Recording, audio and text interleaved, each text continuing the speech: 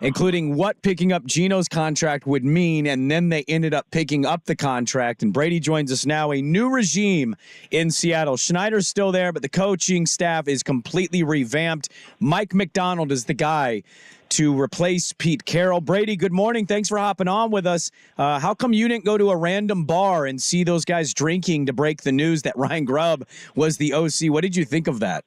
Well, I have been to that bar, and I have seen some Seahawks people drinking there before, but I just happened to not be there that night. No, I felt like Grubb was still in play for them, even though there was the tweet of him addressing, I guess it was a bunch of boosters at Alabama, and he said he's the offensive coordinator. I was surprised that so many people took that as some sort of statement that he was out of the running for the Seahawks OC job, just because, I don't know, a lot of those things are probably pre-planned, and at that point, he was the Alabama offensive coordinator. So I didn't take that as any sort of sign that he was out of the mix, and just knowing how prolific that UW offense was right in the Seahawks' backyard the past couple of years. As soon as his name came out initially, that definitely seemed like a guy that would make a lot of sense, albeit with the one caveat being that was a very pass-heavy offense at UW. I think it was 15th in the country in FBS in drop-back rate over the past two seasons, which is, of course, basically measures their designed passing rate. And then even if you go back to his time at Fresno State, the 3 years he was OC there, they were 17th. So obviously a defensive-minded head coach in Mike McDonald is not going to want to, drop back and throw the ball 60+% of the time. So I do think that's going to be an interesting shift for him. But even with that, I think he and Tanner Inkstrand were the two guys that I thought would have made the most sense. You mentioned in one of your articles that you put up that Carroll leaves now, and the power structure seems to be Schneider full decision maker, whereas it felt like for years, and I believe it was, Carroll and Schneider. It was a joint venture there, and they built that up. They won a Super Bowl. It fizzled at the end there, so they make a move. Schneider in full control. I'm curious, how does the power structure work in Seattle now? I know McDonald doesn't have a lot of head coaching experience. He's pretty young. Ryan Grubb moving up to the NFL, as you put with one of the quotes, McDonald telling 710, Ryan's an O-line guy. So we have a guy who knows how to coach elite offense, but specializes on O-line development. And you've got a defensive-heavy guy that had the best defense in the NFL last year. Oh, by the way, the Seahawks pass rush has been embarrassingly bad. I know Schneider's the decision maker. How do you think he works with a Ryan Grubb, with a Mike McDonald, to address the two biggest areas the team needs to hit on, and that's solidifying a dominant offensive line and trying to create pass rush and have premier guys at those positions? Yeah. So Schneider, he now has a new title. I think it's head of football operations, and he now has final say over personnel decision, which used to belong to Carroll. So my understanding was always that basically, if there was a tie, like the tie went to Carroll. If those two guys were kind of deadlocked and couldn't agree on something, then Carroll would be the tiebreaker. He would get his way. And I imagine that over 14 years, there's quite a few decisions that you don't see eye to eye on personnel wise. And so John is going to have that final say. I think just as Carroll did with him. It's going to everything is going to be kind of a joint decision, and they're going to talk through things. And John's not going to force players on Mike McDonald that he knows Mike McDonald doesn't want. I just think that he is going to have final say, and I do think that could come into play, especially with the quarterback situation. But in terms of how they build up their defense, I think it's going to be. The way that this defense has to improve is both through scheme and through personnel. And, I think if you put this scheme with the personnel the Seahawks had last season, maybe there would be some misfits just, body type wise and whatnot. But I think that the Seahawks would have been a lot better, because I think so much of their issue last season was just the scheme just wasn't cutting it. And that what Mike McDonald was running in Baltimore was just so much more advanced and so much better. And that's a big reason why he's a head coach right now. So that said, they've got some really tough personnel decisions, and they've got to get better in some areas. particularly up front. Obviously, the two inside linebackers are both free agents, so they're going to have to find some upgrades. But I do think that just the scheme alone, even if it ultimately takes some time to take hold in Seattle, I do think that will do a lot of the work for them. Brady Henderson, ESPN, is our guest here. Covers the Seahawks, does a great job for them on Twitter at Brady Henderson. It is draft season, so that means everybody is telling you who they should take, and this is definitely the player they should take. I don't know what position you think they're leaning on, but I want to ask you, they pick up the $12.7 million option for Geno. The deadline was today, and so as you note on ESPN.com, if they were to have picked that up, it means he's going to be back. They do, and so here we go. Geno Smith is back. I don't know what the future of Geno is, if this is going to get back to what it was 2 years ago, if they can shore some things up, but a lot of people, because Ryan Grubb, Brady, they're connecting the Michael Penix dots. Do you think the Seahawks are going to look to acquire a quarterback in the first couple rounds of this draft? Or do you think they're trying to address a couple other things, maybe think about the quarterback, but we're not really sure there? Where do you think they ultimately land? Does Penix make sense for them as somebody who can sit behind Geno for a year or two? How do you view the quarterback spot for Seattle? Yeah, well, just to clarify with Geno, I don't think he's a lock to be back next season. Now, the way basically what happens today is his $12.7 million base salary for next season becomes fully guaranteed. So at the time he signed it, it was only guaranteed for injury. But today, assuming he's still on the roster, and the report from Adam Schefter yesterday, and my understanding as well, that they will keep him at least through this date. And so that means that his $12.7 million base salary for next season becomes guaranteed. He's guaranteed to make that, but if the Seahawks were to trade him, then he would just get that from whatever team the Seahawks trade him to. Gotcha. So the door to cut him is probably closed, but the door to trade him is still wide open, because any team that they would send him to would take on that 12.7. And if you traded him before his $9.6 million roster bonus is due on March 18th, that's the other big chunk of money that he's scheduled to make next season. And so if they traded him before then the team they traded him to would owe him that as well. So the Seahawks would, be off scot-free in terms of the $22.5 million in all that he's scheduled to make next season. So I still very much think that the Seahawks are going to be open to trading him. And if you look at the wording of Adam Schefter's tweet yesterday, I think he was conveying that as well. So I think it goes down to, they're just not – I think they realize Geno is a good quarterback. He's a good quarterback who has been kind of up and down. He's a guy who has been great at times, a guy who's been, has gone through some rough patches over the past two seasons as well. I just think there's a question of, is he a guy who can lead you to a Super Bowl? I think they realize that he's better than a ton of the other options, and that I've talked to people in the building who think that, he's got top 10, top 8 potential. And then if you just look at his total QBR, it was 7th in 2022, and then he dipped a little bit to 14th last season. So, the numbers would say that as well. I just do think that there's a question of, is he a guy that can get you all the way to a Super Bowl and win it? And if they don't think so, then I think they could, to your question, look to draft a quarterback this year. Now, I do think that they are so they pay such attention to it. It's such a big deal for them, like positional value, and not just positional value, but, roster value. So in other words, like going back to last draft, I think that Anthony Richardson, I think that talent-wise, they thought he was worthy of that number 5 overall pick. But knowing that they had just signed Geno to, a $75 million extension, they knew that Richardson was going to have to sit on the bench for at least a year, and also knowing that he's a raw prospect.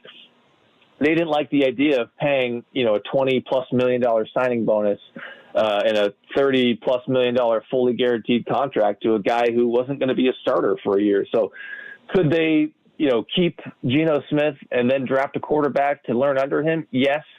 I just have a hard time seeing it at 16, knowing that you're just not going to get a lot of value out of that guy for at least a year or so.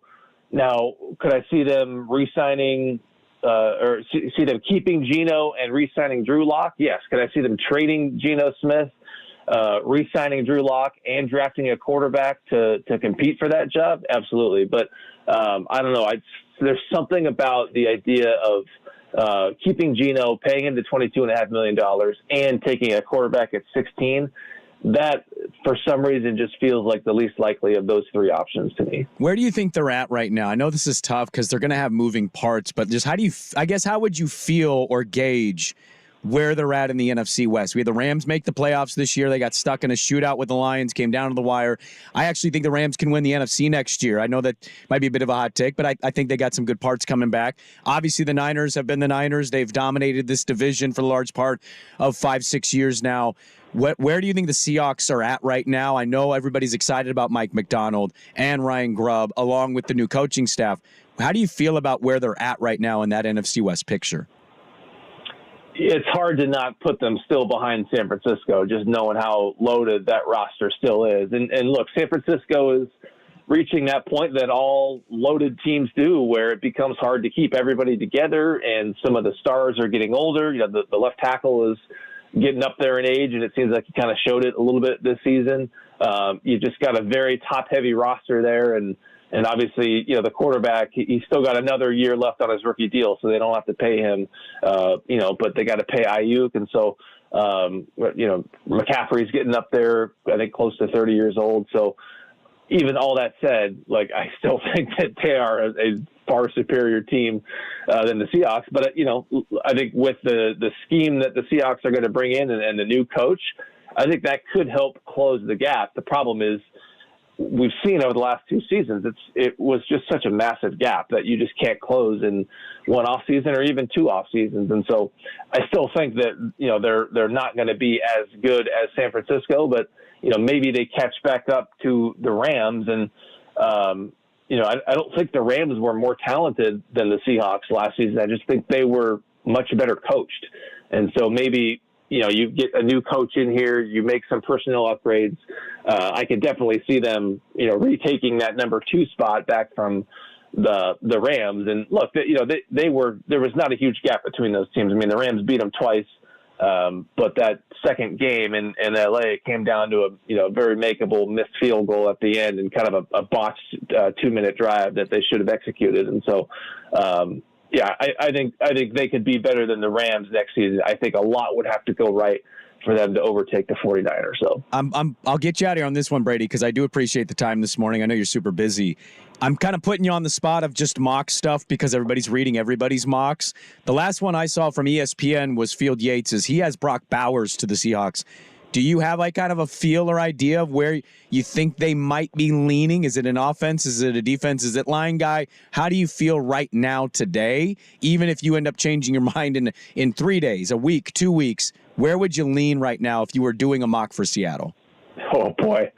I think I would, put a bunch of positions up on a dartboard, close my eyes, and throw a dart on there, and then that would be my answer. No, I mean, it's so hard to know right now. I mean, we haven't even gone through free agency. We don't know what the quarterback situation is going to look like. I mean, I do think at 16, they are in an interesting spot in the sense that, a lot of the times that they were picking in the 20s as a perennial playoff team, remember, they routinely traded back. And the idea there for them was that, in a given draft, you've only got, let's call it like 17 to 22, 23 guys, like prospects with true first round grades. And so their thought was always, when you're picking 24 or 25, you're really drafting a second round talent, and the level of talent player that you could get at 24 is the same as you could get at 34. So their thought was always, well, you might as well trade back 10 spots.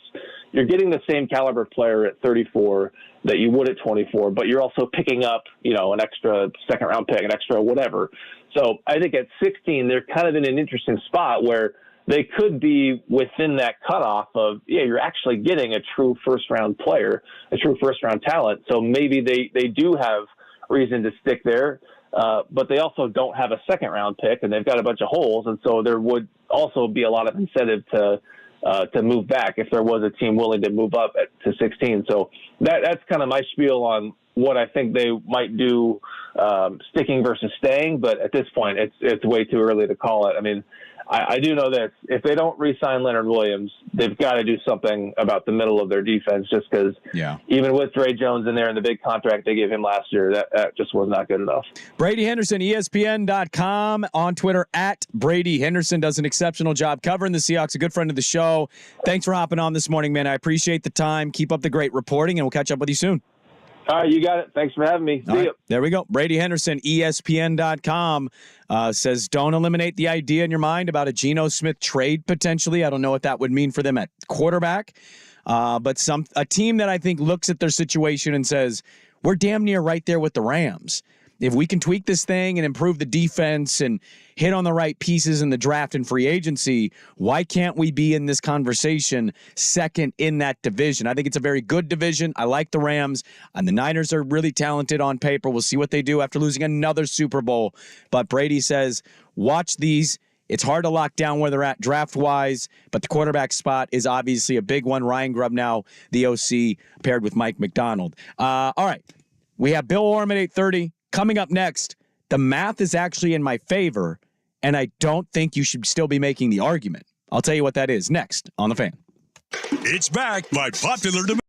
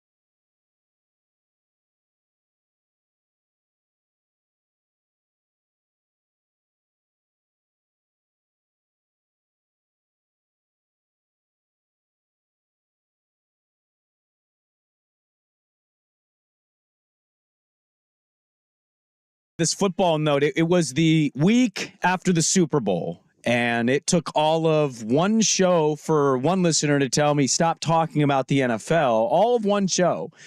And so we talked about it from about Monday, Tuesday, a little Wednesday, and not so much yesterday. I want to bring back just one thing. And by the way, we had all this audio. I can get to that next week. I don't think the audio ages. It's the game audio stuff, but we talked, one of the conversations, I thought Monday and going into Tuesday, I shouldn't be shocked, but I was a little surprised just how everybody kept hanging on to overtime. Oh, not necessarily the play calling or the execution or the lack of execution or that Mahomes is just awesome and all-time great and the most clutch player the game has ever seen. Everybody kept latching on to the Niner players not knowing the rules, and Kyle Shanahan's decision to take the ball first. The first one to me was like, it's not really relevant at all. And I will just go down with the ship on that no matter what people text in. A player cannot know the rules if he's told to run a play, like go execute the play, score a touchdown. I don't know what knowing the rules or not knowing the rules changes about that. To me, it doesn't. Couldn't agree more. They also learned it as the overtime was going, so everybody's like, well, if they would have scored, they were going to celebrate as if they won. No, they weren't. By the way, Mecole Hardman didn't know he won the game. He had to be told by his quarterback. Well, you can look on the one clip. Kyle Juszczyk is walking out to the field when he looks at Shanahan and goes, what do you mean they get the ball? Yes. And then he tells him, and he goes, oh, okay, so we score, and they still get a shot. The coin flip one was interesting because I got into a back and forth with Buck because Buck's a Niner fan. I'm a Niner fan. So we're sharing a commonality there. How did you view it? And I get it. I do get the argument. Taking the ball second. You want the information. You also could live in a world where you get an extra down because you know if you on fourth down, we're not punting the ball back. We got to go for it. Right. I think if it's 4th and 1 and the Chiefs have the ball first, Patrick Mahomes and the Chiefs are going for it. They're not punting the football to the Niners because at that point, any score next wins. And so we were going back and forth. Well, Seth Walder, who I think is exceptional in analytics for football, he works for ESPN.com. He ran 10,000 simulations of what happens if you take the ball first in this new overtime. 10,000. Yep. 50.2% of the time, the team that took the ball first won the game. So now look, the math is in my favor of the argument. But what I told Buck, and we kept going back and forth on this, is I don't think in the next overtime you see in the Super Bowl or an AFC championship game or an NFC championship game, I don't think you're going to get a team taking the ball first. We just watched that team lose. Right. I also, as much as that simulation helps my argument, I don't think we're going to know the math of this for a long time. It's going to take a while for us to understand what do you truly do. He also followed it up by asking all these analytical staffs, hey, what would you decide to do? And as many people voted take the ball first as anything. And so it's a massive thing where everybody's running to the radio and YouTube and ESPN and FS1, and they're like, idiot, you got to take the ball second. And then the guys that actually run the math run it, and it says, no, percentage-wise, it says you'll win more times than lose. But even with that backing my argument, I still think there's no wrong answer here to me. I think if you decide to take a second, take it second. I think I can make just as much a case that taking the ball first is the right thing to do. It's a weird rule that most of America was remembering if they're football fans or being introduced to if you're Ice Spice. And so the math might be in my argument's favor, but I'm still not sure there's really a right answer to this. We're going to need years of data, I think, to fully believe or find out what the right answer is on it. I think the real issue here is we've always thought, take the ball second, take the ball second, take the ball second. And so I think that Shanahan, whatever the math is, because when you look at it, you said what, 50.2? 50.2, a slim margin. So really, It's a wash. It's 50. It's a wash. It's a coin flip of the game, right? Right. But they're not going to hammer him from a lack of institutional control, because that's the whole thing here. It's, well, his players didn't know, so he didn't do a good job of disseminating that information to his players. He should have done a better job of that. That's why Andy Reid won and not Kyle Shanahan, right? That's what the public thinks. And you can agree or disagree with it. But I think in that situation, you need to just go out and say, hey, I'm going to take the ball second because that is the best choice for me in the long run. Because when he goes to get his contract renegotiated or he goes to get a contract extension, guess what Lynch is going to bring up when he wants to give him less money? Hey, look at the decision you made here. It's like when you call out sick from work. Maybe you have a doctor's appointment, you call out sick from work, the doctor says, hey, you're contagious right now, you shouldn't be around people. Then you go home, you DoorDash a 30 rack, and you post on your Instagram story, look at me, I'm drinking a 30 rack of beer while I'm watching the game. You are doing the correct thing because that's what your doctor said to do. But your buddy that you work with or your boss that follows you on Instagram is going to see that story and go, oh, that MFer is lying. He's not doing what he's supposed to do. And then you're going to get the public perception of, even though you did the right thing and you have the doctor's note and the doctor told you to stay home because you're contagious, people are going to be upset with you because it looks like you're trying to skip out. I thought of all the things to argue or question. It's how do you not block Chris Jones on 3rd and 4 at the goal line? Great blitz call. Or it's a great blitz why call. do you not go for it on 4th down knowing, hey, you get a field goal here, Mahomes is going to get a touchdown? I would also say to that, as hard as that is, do you not take any points? What if you failed on 4th and 4? So I don't know. When you're playing Patrick Mahomes, I think to a certain degree, you're damned if you do, you're damned if you don't. Right. And that's kind of the world we live in. But analytics telling you there is no right decision on this between taking the ball in this new overtime versus kicking it. Bill Oram, columnist for The Oregonian, joins us to talk about a hodgepodge of things next. But first, Will with the sports update. Now, from the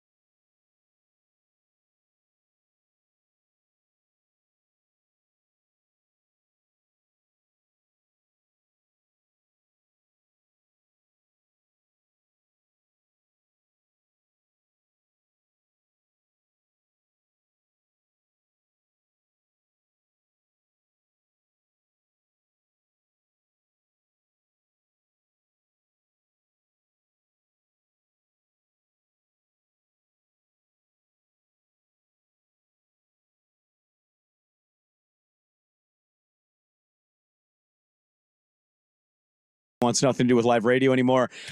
Really excited for our next guest, Bill Oram, our good friend at OregonLive.com. He's got an article up. I was asked to define sportsmanship to some Cub Scouts. Here's what I should have said. We've got a lot of things to cover here, Bill. Good morning. I'm glad you could join us. What was the experience like giving advice to a group of Cub Scouts? Well, it was like my kids' Cub Scout troop or group. So it really was like talking to my kid times like 10. So just imagine that like on steroids. It was cool. I mean, so I wasn't really prepared, and as I kind of lay out in the piece, his Cub Scout leader, knows what I do for work. And so she assumed that made me an expert on sportsmanship, which, I mean, I have my own moments of poor sportsmanship. Like I hope we all do, just so that I'm not alone. And we can all be a little bit better. And, I tried to recognize some of the ways that I can be better and, apply some thoughts on sportsmanship in these modern times. I got tagged on a tweet that showed me the Larry H. Miller baseball group in Salt Lake, and I've admired this group. They've come out strong. Yeah. They've offered to host the A's. They have all of this free land that, isn't going to congest traffic at all. They unrolled a big rendering of what they want in their district. And I'm curious, you wrote a really good piece on the Portland Diamond Project going after Red Tail. Dale Murphy has left our Portland Diamond Project for the Utah group, and now they've stolen our other Oregon native, Ty Burrell. So I feel like Salt Lake has quickly passed us up here if we're going to get West Coast representation of baseball. Just your read on right now Salt Lake City as it stands versus our Portland Diamond Project. Well, I mean, I think you'd have to say that, Salt Lake is, in far better position than where Portland is just because of what's in place. Portland has, if you believe that the Portland Diamond Project, has the vision to sort of execute this district at Red Tail, and that they can figure out the traffic and and maybe some light rail improvements in that part of town. All of that. The fact is, it's still owned by the city of Portland. It is not in the hands of the Portland Diamond Project yet, and there's no real tangible timeline for when that's going to be discussed. Let alone my sense from being around this and talking to people within the city, I don't think there's a great enthusiasm to hand that over to the Diamond Project. People in the city of Portland, people in City Hall were really excited about trying to make the Lloyd Center proposal work, because there was an opportunity for this idea, this dream to also be part of helping lift Portland, the city center of Portland. And, Renee Gonzalez, Commissioner Renee Gonzalez, who, is in the news for a lot of reasons, but don't touch him on the shoulder. He shared the piece I wrote, and I thought asked a good question, which is, what, from an urban planning standpoint, do we as a city of Portland what does it do to us to move, something like this, a project as big as this, into the suburbs? What does that do to Portland long term? So, I mean, there's a lot of really big questions being asked about, just even the location in Portland. And so back to your original question, that doesn't exist in Salt Lake. Salt Lake is all rowing in one direction. That the location has been secured. The project is kind of underway with or without a ballpark. It's right off light rail. It's between the airport and downtown. If you've ever been to Salt Lake, the airport is only a few minutes from downtown as it is. It's right across from where the state fair is, the fair park in Salt Lake City. It's just a very easily accessible location, a very logical location, and they're just ready to go. And so all they really need is from Major League Baseball to say, sure, here's a team. Portland's not there. Portland's not at the sure, here's a team stage of things. They're at the where are they going to play? How are we going to make this functional? How are we going to make the infrastructure work? Are we going to get the city on board? Is the city of Beaverton on board? Is Washington County on board? How do the neighbors feel? The neighborhood associations? I mean, there's just a lot more still to iron out with Portland. And that's kind of been the problem with the Portland Diamond Project, since its inception. I mean, the dream has been spectacular. You can sell the dream and it sounds gorgeous. And, I think we've all, rhapsodized about drinking a beer outside in Portland in the summer, the greatest summer days anywhere. But in terms of tangibly moving toward this becoming a reality, Portland's been lapped by Salt Lake, among others. Yeah, it hurts. I think they held on to the T2 dream a little too long, and then, they came out so strong, and then you kind of go away, and it's like, hey, we're back. Here's a rendering, and everybody gets excited again. I think it's a tough thing to sell right now, especially as we talk about with Utah. Bill Oram's our guest here, sports columnist for the Oregonian. Kind of a two-parter about one institution. Me and my family are going down for Oregon State women's basketball tonight. We're really excited to watch them take on UCLA. It's a big matchups for them this weekend. They're riding a hot streak right now, and they're a great story. The other side, not so great. Wayne Tinkle posts the Elite Eight run, Bill, is 9-45 in conference play to date and 25-63 overall. I guess I'll start with that one. Your thoughts on Wayne Tinkle? Should that seat be warm? Should it be hot? Are they not in a situation in your mind to do anything on it? Or has he earned a full 4 years here? He still has a young team. What's your read on Wayne Tinkle right now in the men's program? I think it's sort of all of the above. The body of work over, Wayne's 11 or 12 years now, you would know better than me, 10, 11, 12 years. I should know the year he left Montana, but I don't off the top of my head. I think it's 10. I think this is year 10. Okay. So, obviously multiple NCAA tournament appearances, has had, has been able to, capture lightning in a way that teams before him haven't. I mean, you go down the list of coaches since Ralph Miller, or at least since Jimmy Anderson, and it is barren. Mm-hmm. So Wayne Tinkle's not alone here. So Oregon State has bigger institutional problems than just is Wayne Tinkle the right coach for this program.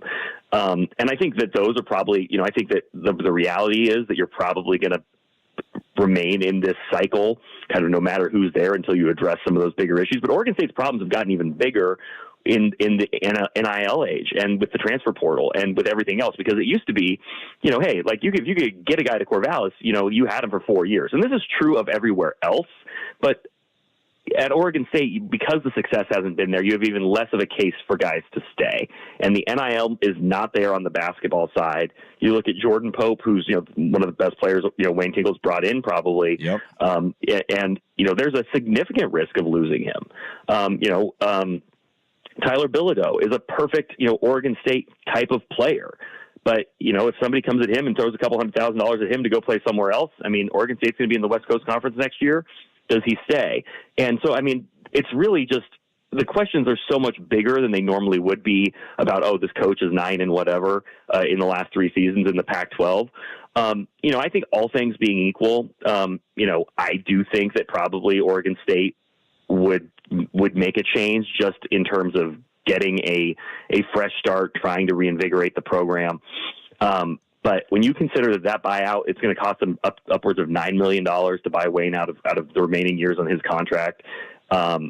You are sort of in a transition period where you're going to be in the WCC for a couple of years. There is an opportunity, I think, for Oregon State to get regain its footing in the West Coast Conference. There's it's just a different level outside of Gonzaga. I think that's a conference that Oregon State should be able to compete in. So I do think that Wayne Tinkle gets more time, even though that's not going to be a popular answer with some members of Beaver Nation or many members of Beaver Nation. I just don't see a strong enough argument to, in an age of really limited resources in Corvallis, I just don't see a strong enough argument or see what is going to be dramatically better or how you're addressing those institutional issues to justify making a change at this point. Well, Ruick and company, the ladies have had no problem at all. I know they were down for a couple of years, but they've had this pretty consistently as a pretty respected program. They're on a roll right now in big matchups at the LA schools this weekend. They seem like the real deal. They got the inside-outside game nailed down, and that's massive when you get to tourney time.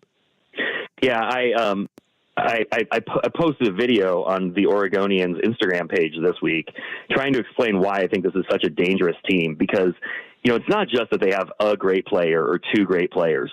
Oregon State's really loaded top to bottom with, Reagan Beers is obviously, one of the more dominant players in the country in the post, but then shooters all around her in, Von Oelhoffen, Tamia Gardner, Hansford, who came up so huge against Oregon, and then Donovan Hunter, as freshman point guard. I don't know that Donovan Hunter is not going to be one of the best players in the country by the time her college career is over. She is just spectacular to watch, and it's the poise, it's the control, it's the aggressiveness, it's the creativity. She's young, and you see that sometimes too.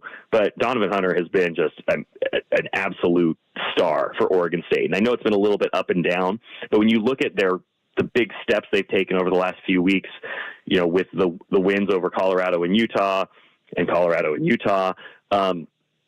I just think that, she has been, a huge piece of their ascent. But I just think that that's a team that has 5 or 6 players who give opposing coaches absolute nightmares. And so I don't know what's going to happen this weekend. I mean, UCLA and USC are both really, really stiff tests. And I'm going to go down on Sunday to see USC and Juju Watkins. But, I don't think Oregon State is going to, I don't think they're going to wilt against those, those top level teams. And, Scott Rueck, I've been surprised at how assertive he has been about how good this team is. So the fact that he would say this has a chance to be the best team we've had here. Well, that's a really high bar considering the number of Elite Eight, Sweet 16, and then of course the Final Four team. But he believes in this team, and you watch them and you completely understand why.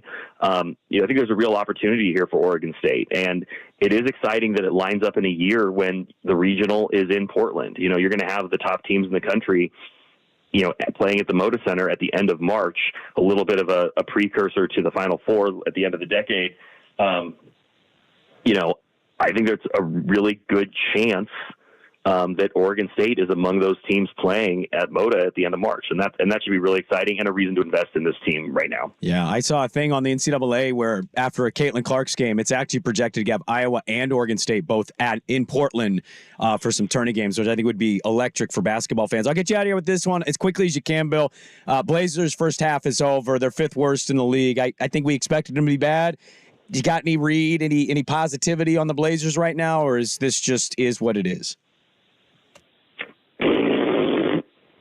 Yep. That sums up our text line this morning as well. Thank you. Bill Oram, always a man with great words to share from Oregonian, OregonLive.com. Great columnist, touching on all local things. Bill, thanks for the time this morning. Enjoy the weekend. Enjoy that game Sunday. Thanks, Brandon. Appreciate it. All right, there we go. Good stuff. Bill Oram, OregonLive.com, summing up the Blazers' first half. We wrap it up. Dirt and Sprague back with more on The Fan. The Herd with